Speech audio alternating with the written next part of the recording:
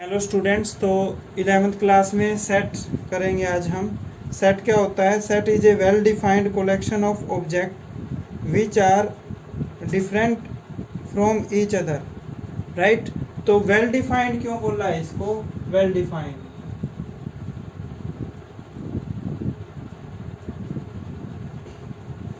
तो well defined क्या होता है? मतलब इसमें एक ही टाइप के एलिमेंट्स होंगे। जैसे मैं आपको बोल दूं कलेक्शन ऑफ योर सब्जेक्ट, ठीक है, और collection of your book, number of student in your class. तो ये सब क्या है? ये सेट है, ठीक है। यदि मैं आपको ये बोल दूं मोस्ट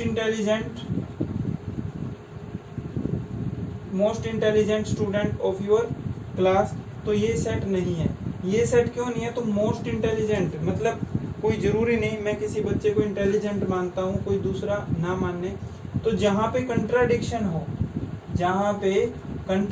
हो तो वो एलिमेंट सेट नहीं होते, ठीक है। तो इसीलिए इसको वेल डिफाइंड बोल रहा है।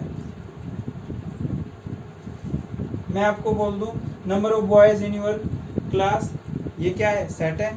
Number of month in a year, ये भी क्या है? सेट है, ठीक है। नंबर ऑफ एनिमल इन अर्थ, ये भी क्या है? एक सेट है। वैसे एनिमल बहुत होते हैं। यदि ये बोला जाए मोस्ट डेंजरस एनिमल, तो मोस्ट डेंजरस यहाँ पे कंट्राडिक्शन हो जाएगा ना, तो ये सेट नहीं होगा, राइट। तो आई होप आपको समझ में आ गया होगा सेट क्या होता है। Set is a well defined collection of object, right. तो अब हम करेंगे टाइप ऑफ सेट। एम्प्टी और नल सेट, नाम से पता चल रहा है एम्प्टी का मतलब जिसमें कोई भी एलिमेंट ना हो।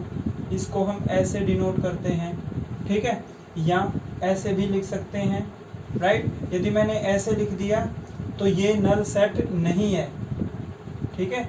तो ये नल सेट नहीं है क्योंकि इसमें एक एलिमेंट है और वो क्या है? 5, राइट। यदि नल सेट रिप्रेजेंट करना हो तो या तो ऐसे लिखेंगे या फिर ऐसे लिखेंगे, ठीक है। तो नेक्स्ट टाइप है, उसके बाद है finite set.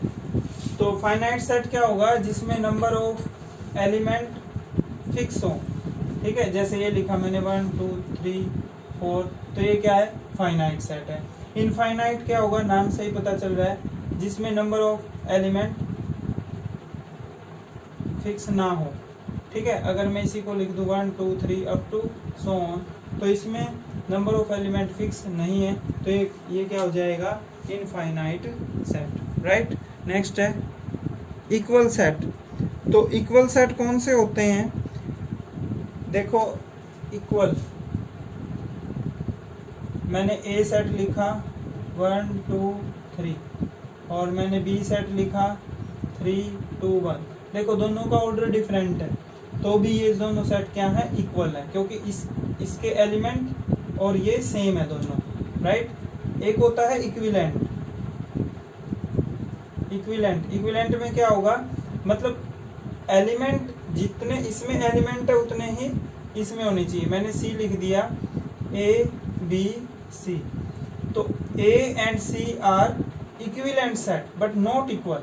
B and C are equivalent set but not equal, right. I hope दोनों का डिफरेंस आपको पता लग गया होगा, इक्वल एंड इक्विवेलेंट। तो ये हमारी एक्सरसाइज 1.1 का फर्स्ट क्वेश्चन देखिए। The collection of all month of a year with letter J. तो हमने ये बताना है कौन से सेट हैं कौन से नहीं है। तो जे लेटर से स्टार्ट होने वाले जनवरी है, जून है, जुलाई है, तो ये क्या है? सेट है, राइट। सेकंड पार्ट है the collection of 10 most talented writer. तो मोस्ट टैलेंटेड आ गया ना, तो यहाँ पे क्या आएगा? कंट्राडिक्शन होगा, तो ये एलिमेंट सेट नहीं है, ठीक है। ए टीम ऑफ 11 बेस्ट आ गया ना, बेस्ट क्रिकेट, तो बेस्ट आ गया तो ये भी सेट नहीं है, राइट। तो फोर्थ है collection of all boys in your class, तो ये भी सेट होगा। Collection of natural number less than 100, तो लेस देन 100 के नेचुरल नंबर, तो ये भी क्या है? सेट है। Collection of novel written by Munshi Premchand, ये भी सेट है। यदि आपसे बोला जाए कलेक्शन ऑफ इंटरेस्टिंग नोवेल तो वो सेट नहीं होगा, लेकिन यहाँ पे मुंशी प्रेमचंद जी द्वारा रचित नोवेल बताने हैं ना, तो ये सेट होगा।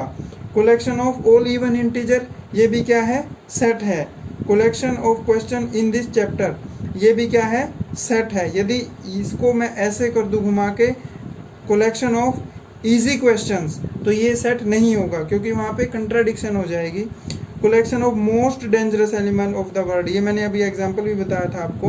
तो मोस्ट डेंजरस, तो यहाँ पे भी कंट्राडिक्शन होगा। तो जहाँ पे भी कंट्राडिक्शन हो तो वो ऑब्जेक्ट, वो एलिमेंट सेट नहीं होते, तो ये भी सेट नहीं है।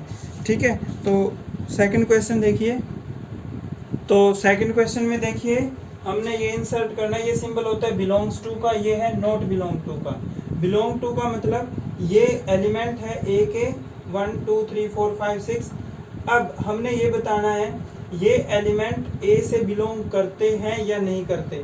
देखो तो 5, देखो 5 इसमें है तो 5 बिलोंग्स टू ए, ये वाला सिंबल आ जाएगा, राइट। 8 इसमें नहीं है तो क्या आ जाएगा, नॉट बिलोंग टू।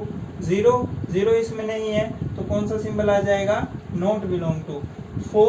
4 इसमें है तो ये आ जाएगा हमारा बिलोंग्स टू। 2 एलिमेंट भी इसमें है तो 2 बिलोंग्स टू ए। 10 इसमें नहीं है तो क्या आ जाएगा, नॉट बिलोंग्स टू, राइट। एक होता है बिलोंग्स टू और एक होता है सबसेट। ये होता है हमारा सबसेट का सिंबल, ये होता है बिलोंग्स टू का। तो सबसेट, यदि आपसे पूछा जाए क्या 5A का सबसेट है, नो, सबसेट नहीं है, ये बिलोंग्स टू है। अगर मैं ऐसे लिख दूं, ठीक है, तो we can say that 5 is subset of A। यदि आपसे पूछा जाए 5 belongs to A, no, 5 is not belongs to A। अगर ये है तो, अगर मैं इसको ऐसे लिख दूं A इक्वल टू 5 6 7, मान लो ये है कोई सेट, राइट। और आपसे पूछा जाए 5, इसको ऐसे लिख दिए, ठीक है, ऐसे, तो अब क्या होगा, अब 5 बिलोंग्स टू A, इसमें 5A को बिलोंग करेगा, but 5 is subset of A, no, इसमें सबसेट नहीं है ये अभी तक। अगर मैं इसको डबल ब्रैकेट से शो करूं तो ये अब इसका सबसेट है। तो सबसेट के बारे में मैं आपको कल इंट्रोडक्शन दूंगा इसकी, ठीक है।